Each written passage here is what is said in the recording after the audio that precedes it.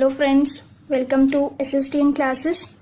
इस वीडियो में हम लोग third chapter pair of linear equation in two variables की इंट्रोडक्टरी पोर्शन कवर करेंगे। इसमें जस्ट उसके बेसिक्स की वो क्या है। सबसे पहले तो वन वेरिएबल, टू वेरिएबल से पहले वन वेरिएबल का पता होना चाहिए। तो linear equation in one variable जो हम लोग लोअर क्लासेस में कर चुके हैं, उसमें कुछ ऐसी फिगर, एक ऐसा एक्सप्रेशन होता था ax plus b equals to 0, या हमें कुछ ऐसा दे रखा होता था, राइट। वहां से हम इस वेरिएबल x की वैल्यू फाइंड कर लेते थे। तो कुछ भी इस टाइप की जो इक्वेशंस होंगी, इसको हम बोलेंगे एक वेरिएबल में। लाइक अब आपको एग्जाम्पल के लिए ये इक्वेशन दी जा सकती है 2x प्लस 3 इक्वल्स टू 0। तो यहाँ वेरिएबल ओनली वन है, दैट मीन्स ये जो एक्सप्रेशन होगा, this is expression of pair. Pair तो नहीं आएगा, ये सिंगल लीनियर इक्वेशन आएगी इन वन वेरिएबल, राइट। इसमें आप लीनियर इक्वेशंस में जो वेरिएबल गिवन रहता है उसको फाइंड कर सकते हो। लोअर क्लासेस में आप लोगों ने ऐसा ही कर रखा था। 2x की वैल्यू आपके पास -3 आ जाती है और x की वैल्यू यहां से आ जाएगी -3/2, राइट। तो ये आपका पेयर ऑफ लीनियर इक्वेशंस। अगर आपके पास ऐसे ही एक और इक्वेशन हो तो pair of linear equation in one variable आ जाएगा। लाइक मैं इस तरह से एक इक्वेशन मेंशन कर देती हूँ, बट हमें क्लास 10th में pair of linear equation in two variables चाहिए, राइट। और उसके लिए हम लोग जो बेसिक्स हैं वो क्लास 9th में भी कर चुके हैं। तो इस क्लास में, पर्टिकुलर इस वीडियो में, हम लोग इस चैप्टर से रिलेटेड चीजें करेंगे। सबसे पहले, अगर आपके पास दो इक्वेशंस हैं, pair of linear equations in two variables, वो कुछ इस टाइप की होगी। अब इस टाइप की होगी, हम एग्जांपल लेट कर लेते हैं 2x plus 3y plus 5 equals to 0, और दूसरी तरफ हम लेट कर लेते हैं 3x plus 9y plus 7 equals to 0। अब ये इक्वेशंस, या तो ये 5 जो कॉन्स्टेंट्स हैं वो इस साइड पे आ सकते हैं, या फिर आप इसको इस वे में लिख सकते हो, equals to -5 equals to -7, right. यहाँ पे अभी हम इसको जैसा लेके चल रहे थे सेम उसी कंडीशन में लेके चलते हैं। और जस्ट हमें यहाँ पे ये देखना है कि ये दो पेयर ऑफ लीनियर इक्वेशंस की अलग अलग कंडीशंस क्या होंगी। या तो ये इक्वेशंस जो होंगी वो कंसिस्टेंट होती हैं, कंसिस्टेंट, या फिर ये इनकंसिस्टेंट होंगी। इनकंसिस्टेंट मतलब ये जो लीनियर इक्वेशंस दो गिवन हो, या फिर आपको 3 लीनियर इक्वेशंस गिवन हो, वो जो सिस्टम होगा लीनियर इक्वेशंस का, या वो कंसिस्टेंट सिस्टम होगा या इनकंसिस्टेंट होगा। ये दो सिस्टम रहते हैं, कंसिस्टेंट और इनकंसिस्टेंट, राइट। अब कंसिस्टेंट और इनकंसिस्टेंट सिस्टम में डिफरेंस कहाँ आएगा।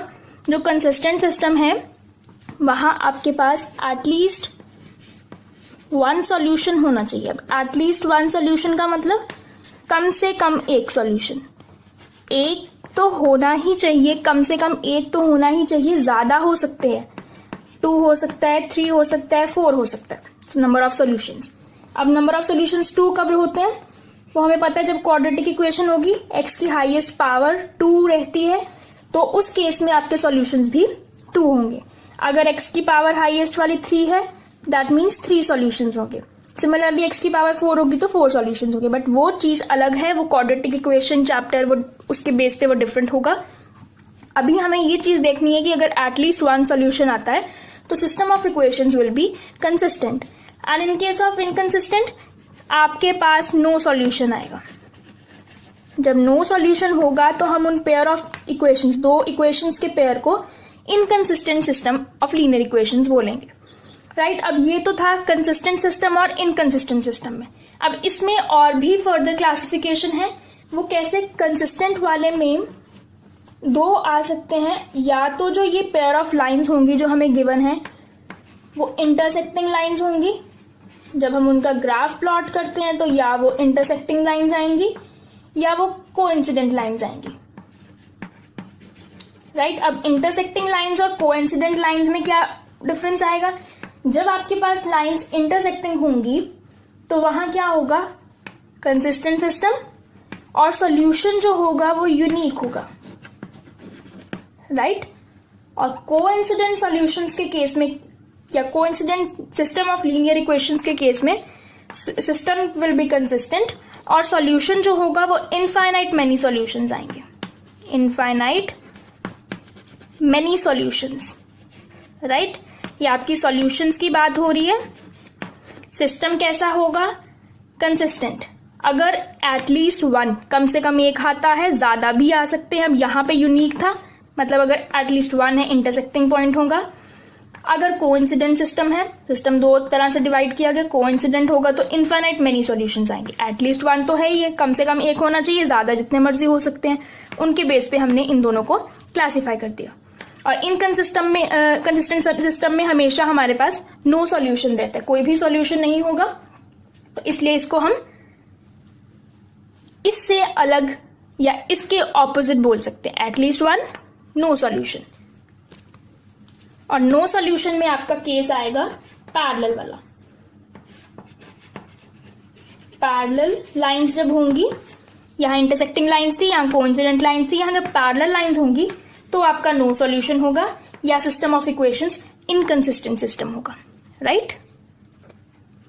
अब इन सिस्टम ऑफ इक्वेशंस में, दोनों सिस्टम ऑफ इक्वेशंस कंसिस्टेंट और इनकंसिस्टेंट में एक और कंडीशन आएगी। जैसे हमने इनको क्लासिफाई किया था, एक इंटरसेक्टिंग लाइंस अगर होंगी और दूसरा हमने क्या किया था, if coincident lines, right.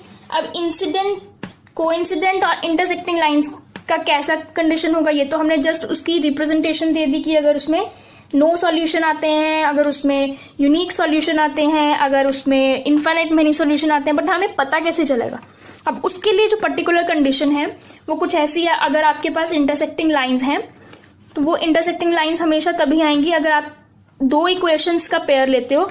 Let us suppose हमने इस तरह से ले लिया b1y plus c1 equals to 0 और सेकेंड पेयर है a2x plus b2y plus c2 equals to 0।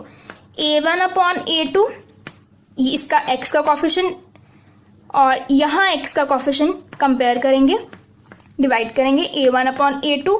अगर वो इसके b1 अपॉन b2 के इक्वल नहीं आता है तो इंटरसेक्टिंग लाइंस होंगी, राइट। दिस कंडीशन अगर सेटिस्फाई कर जाती है तो इंटरसेक्टिंग लाइंस होंगी। सॉल्यूशन कैसा होगा? यूनिक सॉल्यूशन, वन में इसीलिए लिख रही हूं, यूनिक सॉल्यूशन। कोइंसिडेंट लाइंस के केस में कैसा कंडीशन आएगी? a1 upon a2 equals to b1 upon b2 equals to c1 upon c2। जब तीनों ही इक्वल आ जाते हैं तो यहां होंगे infinite solutions, infinite many solutions आ जाएंगे। अब इनकंसिस्टेंट में पैरेलल कंडीशन थी, जब लाइंस पैरेलल होती हैं तो इनकंसिस्टेंट सिस्टम आता है, जहां आपके पास नो सॉल्यूशन डिफाइन किया था। इसकी कंडीशन कुछ ऐसी रहेगी, a1 upon a2 equals to b1 upon b2 and will not be equal to c1 upon c2। इसमें फर्स्ट और सेकेंड ही इक्वल नहीं होंगे, इसमें सभी इक्वल होंगे। इसमें फर्स्ट सेकेंड इक्वल होंगे बट जो लास्ट वाले के साथ वो इक्वल नहीं होगा। तो इस केस में नो सॉल्यूशंस होंगे, unique solution, infinitely many solutions and no solution. Unique solution जब लाइंस इंटरसेक्टिंग होंगी, कोइंसिडेंट जब लाइंस एक दूसरे के ऊपर कोइंसिडेंट है, कंसिस्टेंट इनकंसिस्टेंट में जब लाइंस पैरेलल होंगी। इसमें एक सॉल्यूशन आएगा क्योंकि वो सिंगल पॉइंट पे वो कर रहे हैं। इसमें वो अगर लाइंस कोइंसिडेंट है तो वो यहाँ पे भी कोइंसिडेंट है, यहाँ पे भी पॉइंट होगा, यहाँ पे भी, यहाँ पे भी, यहाँ पे भी। तो इस तरह से आप इनफाइनाइट मेनी सॉल्यूशंस फाइंड कर सकते हो। सिमिलरली पैरेलल के केस में यहाँ कोई भी वो ऐसा पॉइंट नहीं आएगा जहां वो आपस में मीट कर रहे हैं सो दैट वहां हमें एक पॉइंट मिल सके। तो यहाँ नो सॉल्यूशन होगा। कंडीशंस आपको लर्न करनी है, फर्स्ट सेकेंड इक्वल नहीं होगी इंटरसेक्टिंग के केस में, फर्स्ट सेकेंड इक्वल होगी और थर्ड भी इक्वल होगी। जब सभी इक्वल आ जाएंगे तो कोइंसिडेंट, और अगर फर्स्ट सेकेंड इक्वल है थर्ड के इक्वल नहीं है तो parallel, inconsistent system, no solution. I hope आपको ये सब क्लियर हो गया होगा। इसी के बेसिस पे हम नेक्स्ट वीडियो में चैप्टर स्टार्ट करेंगे। Thank you. If you like the video, do like, share and subscribe, and don't forget to hit the bell icon for another update of our video.